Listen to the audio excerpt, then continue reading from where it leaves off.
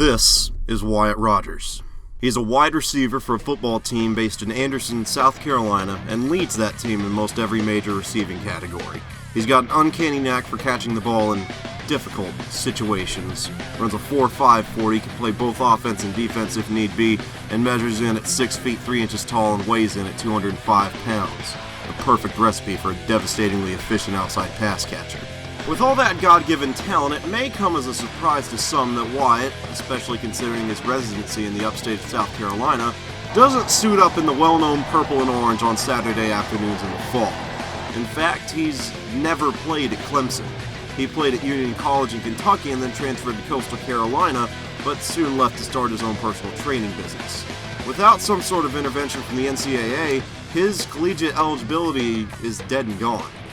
Because for the past year, Wyatt has donned the teal and white of the Upstate Dragons, a professional arena football team that plays their games out of the Anderson Sports and Entertainment Center. It makes you feel young again to be around all the young guys and athletes, and kind of remember when you weren't so old, when you could live a little bit better. As an organization, the Dragons started out humbly enough in November of 2016, with their public inception coming about a month later in December of that same year. The team intentionally didn't utilize a home arena during their first season and opted to play all of their games on the road, a move that co-owner, head coach, and offensive coordinator Kent Meredith says was done in an effort to keep operating costs down while garnering an initial fan base. As of 2017, that plan seems to have worked, as the Dragons now have a lease with the newly rebranded Sports and Entertainment Center in Anderson, South Carolina, a new startup league to compete in, and many an Anderson native anxiously awaiting the Dragons' home opener on March 31st. But let's rewind for a moment, take a break from the history and get back to the basics. What is arena football? Arena football, simply put, is football that takes place inside an arena. It's not in these big, huge, 100-yard stadiums that you see on TVs on Saturdays and Sundays and whatnot. An arena football field is 50 yards in length and about 85 yards in width, and incorporates end zones that are usually 8 yards long. They can be 10, they can be 5. It really just depends on the size of the arena and the field itself. Those end zones can be rounded off or squared off, and again, it just depends on the arena and what kind of field was purchased and at what time. And arena football is definitely a lot more high scoring than its outdoor variant. You're going to see a lot more fades in the end zone, a lot more downfield bombs, and a lot more wide open passes, and there's a lot of rule changes that make that possible. Those rule changes that I referenced come primarily in the form of linebacker restrictions, which dictate where most defensive players, not exclusively linebackers, can and can't go. Each team has 2 linebackers, a jack who can move from sideline to sideline but cannot move further than 6 yards backwards, and a Mac who can rush the passer through the A-gaps, but in exchange can only drop 6 yards backward and can't move any wider than his defensive ends. These defensive boxes that the linebackers are forced to stay in addition to the fact that each team must have 3 down linemen on the field at a time, leaves only 3 defensive backs on the field at once and tasks them with covering 3 wide receivers, all one-on-one. If you can win the one-on-one battles, you're going to have success in this league. The quarterback has to look at mainly the quarterback has a number 1 target. And he's going to throw the ball around. But that number 1 target has to win those one-on-one battles. You win the one-on-one battles, you score touchdowns. Those touchdowns Wyatt mentioned tend to come in outright bundles, allowing teams to score 50, 60, 70, or even in some cases, upwards of 100 points. Now, after seeing and hearing all of that, one may think that any arena football team, especially one with as much experienced veteran, albeit from semi-pro, talent as the Dragons were able to boast, would be poised for success as soon as they took the field. Unfortunately for the Dragons, things didn't exactly go as planned in 2017. 2nd and 10.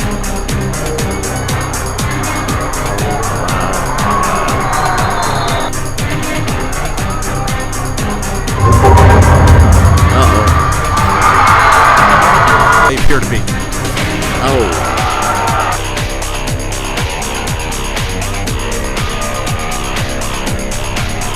Got wrapped up for no gain.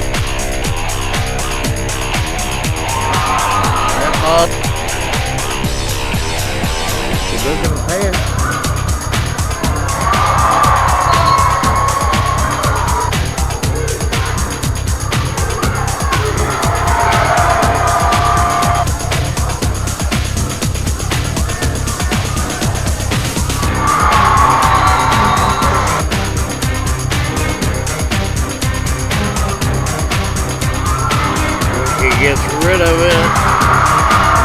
flag, though. Due primarily to an offensive line that struggled mightily all night, and a quarterback that, according to rumors, had mistakenly been told he was playing by West Coast rules, which allow for much more quarterback mobility, the Dragons' offense only put up 6 points in their franchise opener against the Cape Fear Heroes, who, in their defense, did go on to win the SIF championship that June.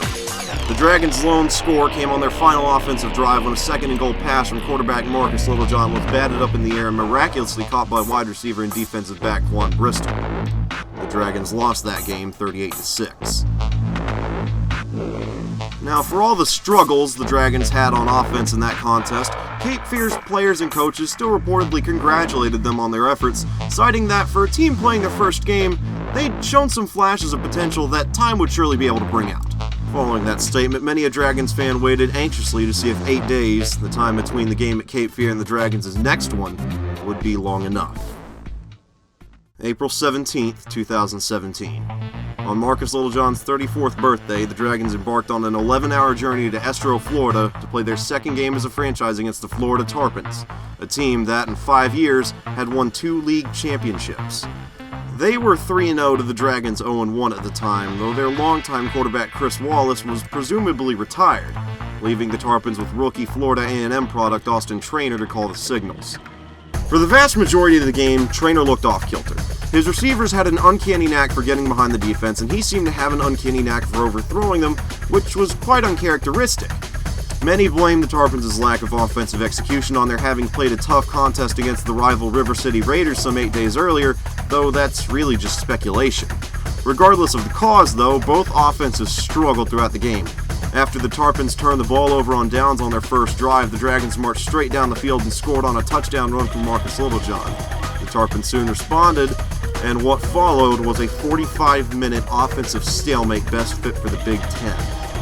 Both teams went back and forth, scoring themselves turnovers, incomplete passes, and other general mishaps. Points were at an absolute premium, and down 13-12 with a minute and a half left, the Dragons found themselves with one final opportunity to march down the field following an interception thrown by Traynor. Their first play from scrimmage was a 27-yard bomb to a receiver who is no longer with the team, and what followed that was a sack, a timeout, and then an off-the-chest interception that iced the game. The receiver that dropped that pass? Wyatt Rogers, who was absolutely exhausted after having played both offense and defense for the majority of the night. The Dragons left Estero empty-handed, though once again their heads stayed high. Those flashes that had been prominent in the game against Cape Fear were once again present, this time even more so. But as the season progressed, that's all those flashes came to be. Just flashes. Over the course of the next month and a half, the Dragons played 3 more games and lost them all. They lost by a point to the Triangle Torch in Raleigh, by 9 to the Cap City Bulls, now branded as the Austin Wild, and then by 5 to the Torch once more. Their loss in the final game cost them a spot in the playoffs. All in all, the Dragons averaged a dismal 17 points per game, more than 5 touchdowns below the sport average of 55. Some blame the struggles on quarterback play. Some blame it on the offensive line. Some blame it on referees. Some blame it exclusively on the Dragons' use of the shotgun formation. Others simply say that the competition was just that good. But the latter explanation, while plausible on paper, fails to explain just one thing: the Dragons' infamous defense.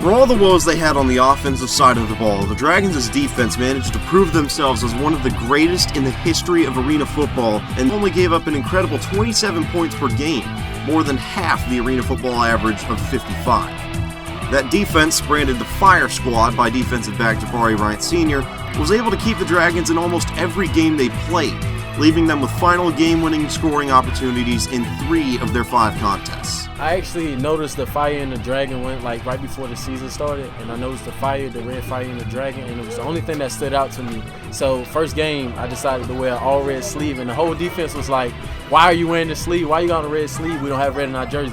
So that's actually how it came about. The team's strength lied in its secondary, which was led by Dante Johnson, who played DB at the University of Hawaii, and boundary corner Anthony Quillis, who was a 2-time collegiate national champion in lacrosse. Other members of the Fire Squad included defensive back Jabari Bryant Sr., defensive back and jack linebacker Jonathan Andrews, linebackers Antoine LeGroud and Caleb Holmes, and defensive lineman John Gua. As 2017 came to a close and 2018 began to approach, the Dragons boasted a near full set of 6 players returning to the Fire Squad, including their entire secondary. With a defense as prolific as that returning to the field with even more experience under their belts, teams in the newly founded Arena League, of which the Dragons are a charter member, began to get a bit nervous. But that nervousness was short-lived. After a highlight tape got him an agent and almost landed him a tryout with an NFL team, safety Dante Johnson followed some of his friends from college to the IFL's Iowa Barnstormers, a spiritual successor to the team that produced NFL Hall of Famer Kurt Warner. About 2 weeks later, though, it became known that Dante had decided to retire from football entirely and return to Hawaii to run a business he'd set up in college. Rumor has it that he's making over 7 figures now, though that hasn't been verified. Anthony Quillis has also retired, though his football demise stems from a slew of concussions, one of which went unnoticed for 2 quarters during the Dragons game against the Cap City Bulls. All in all, the Dragons are set to return just 3 members of the original Fire Squad in 2018. After nearly landing a roster spot with the Columbus Lions, Caleb Holmes cited logistical issues and signed a contract with his hometown Energy, a new team based in Charlotte, North Carolina. Jonathan Andrews signed with the High Country Grizzlies in the fall of 2017, and other members of the Fire Squad have simply left the team. One of my biggest things is recruitment. So it's getting the right guys in, going out and putting our name out there and just scout.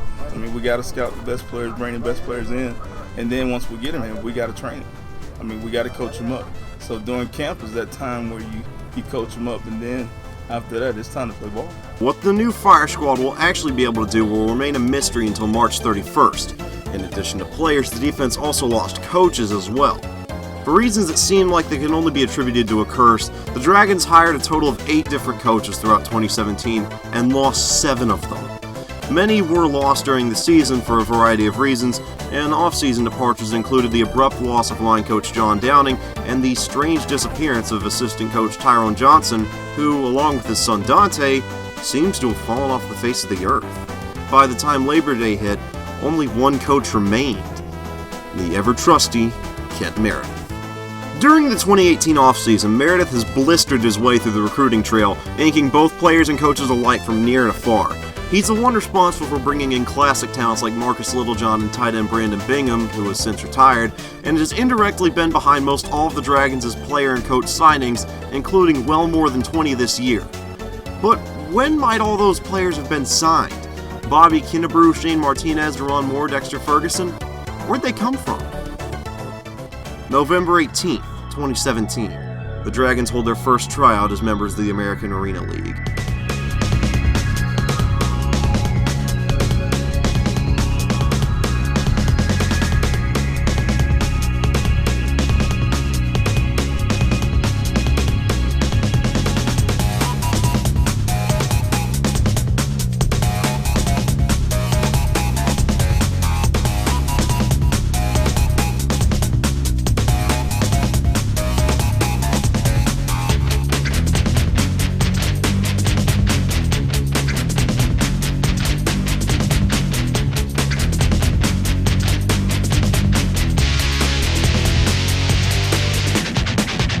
A staggering 52 players were present at the tryout, some new and some old. Dragon legends Wyatt Rogers, Antoine LeGroud, Quan Bristol, and others were signed on the spot, in addition to a slew of new talents, most recruited by Meredith himself. As a reward for playing through most all of 2017 and boasting incredible improvement during the offseason, quarterback Marcus Littlejohn was able to sign the first contract of his football career. but that contract came with a bit of unspoken fine print. Over the course of the 2017 season, Marcus beat out 5 different quarterbacks in 2 different competitions to win the starting job. During training camp, he battled with deep ball magician Corey Davis, arena football veteran Adrian McPherson, the elusive Chris Payne, and Ricky McKinney, who for years was the starting quarterback for the Greenville Seminoles, a team that Marcus backed up and then eventually took over. After securing the starting job and playing in 2 games, Mark sustained an elbow injury and forced Meredith to put in newfound backup Dakota Arrowwood during the 4th quarter of the first Torch game. Arrowwood's performance was a bit sporadic, but showed enough promise for Meredith to start another quarterback competition, this one between Arrowwood and the now battle-damaged Littlejohn, who initially lost the contest by default due to his inability to practice. Arrowwood started his only full game at quarterback against the Cap City Bulls and had a solid performance that was completely overshadowed by unabated pressure in the backfield. Whereas Mark was a shifty passer that was on his toes every time he dropped back to throw, Arrowwood seemed incredibly calm. Perhaps too calm. He was sacked numerous times during the game and just didn't seem like he'd adapted to the speed yet, which, upon the return of Littlejohn, prompted Meredith to reopen the competition. Mark came into practice with a chip on his shoulder and had one of the best passing performances of his career at practice that week, winning him the job in a landslide victory that saw Arrowwood move to slot receiver, and then have an absolute field day going across the middle in the Dragons' final game. Quarterback throwing to quarterback. 2 competing entities made best friends by way of one of the greatest coaching decisions of Meredith's career. As 2017 wrapped up, everything seemed to be set in stone. Marcus would keep the starting job and Arrowwood would stay in the slot, working alongside outside receivers Wyatt Rogers and Quan Bristol. But Meredith, ever on a quest for improvement, blazed the recruiting trail for every position, including ones the Dragons had already filled. This is what led to the discovery of 2 incredible talents. The ultra-shifty wide receiver Jerron Moore, who played with the Rochester Kings in 2017 and was called up by the Tampa Bay Storm, and the quarterback of the future, Shane Martinez, the California kid. First thing was just marking down the field with my dad. We were anticipating this tryout. We were going as far as the weather. I live in a hotter area, much more warm than here. So what we did to simulate it was, really practice late at night at a football field with lights. And I was in 60-degree weather for the last 2 months. And I'm just ready for every situation. There's a couple balls that got away from me, but that's just being excited. As far as the indoor game, I'm not really new to it, I think, even though as far as experience, I've been watching it since the early 2000s with San Jose SaberCats, the Mark Grieb days when he won those championships. I'm a big fan of Nick Davila from the Arizona Rattlers. Yeah, from the Arizona Rattlers. So as far as the game, and I just need more experience. It is, in fact, completely true that Martinez has never played indoors. In fact, only 2 quarterbacks at tryouts had. Littlejohn and Joshua Ross, a former Torch product with limited experience on the turf. Even so, Meredith had remained adamant that Martinez was just as talented as passer as the new and improved Littlejohn was, and throughout tryouts, that exact sentiment was on display for the world to see. Judging solely by what went down at tryouts, it's really anyone's guess as to who will win the starting job. Meredith signed Littlejohn and Martinez to the Dragons' 30-man training camp roster as a precautionary measure, and has given no real indication as to who he believes will be the starting quarterback come March 31st. Based on their tryout performances, it's really impossible to judge. In complete contradiction to the war under center, though, most other positions on the Dragons' roster are either completely locked up or still waiting to be filled. Davon Gardner, nicknamed He-Man due to his action figure-like build, has had the fullback spot locked up since he stepped onto the practice field in late April of 2017 following his head-scratching departure from the High Country Grizzlies. Head-scratching because He-Man's an AFL-level talent that has managed to change the Dragons' offensive play calling just by being present. Wyatt Rogers, Quan Bristol, and Jerron Moore boast as solid a 3-receiver lineup as the league has to offer, and the pending return of Dakota Arrowwood has allowed the team's receiving corps to become one of the best and most versatile, if not the most dangerous, in the league. Only the jack linebacker and defensive back positions are really up for grabs at the time of this recording, though the latter's closing fast. Even so, the Dragons are still set to host a second tryout in January, one that Meredith says will be geared primarily toward players that are coming out of college and aren't declaring for the NFL Draft. It's also a second chance sort of event for guys like Arrowwood, who for one reason or another couldn't make it to the team's first tryout. Every single person that's been asked has been extremely adamant that the Dragons will show vast improvement on the field come 2018, especially on offense. Meredith has been working closely with some of his peers to devise a brand new, more complex and modern offensive scheme to replace the vertical spread the Dragons used last year, and many players have shown NFL-level flashes of talent. But for all the improvement on the field, fans and non-fans of the Dragons can expect to see even more improvement off of it, particularly in the digital world.